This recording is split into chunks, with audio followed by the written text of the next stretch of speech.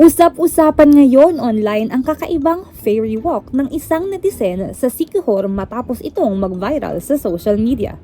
Kinaaliwan ng netizens ang uploader na si D.I. Weng matapos nitong gayahin ang iconic swing moment ng aktres na si Ann Curtis sa Cambugahay Falls, pero may kakaibang twist.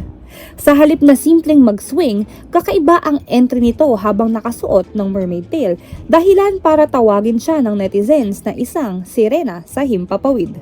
May ilan na nagsabing mukha raw itong bagong nahuling isda dahil sa mga agaw pansing galaw nito habang nasa ere.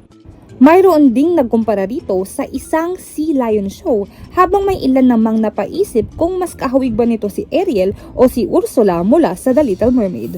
Samantala, patuloy na nagbibigay good vibes online ang naturang video dahil umabot na ito sa mahigit 700,000 views at higit 70,000 likes sa social media.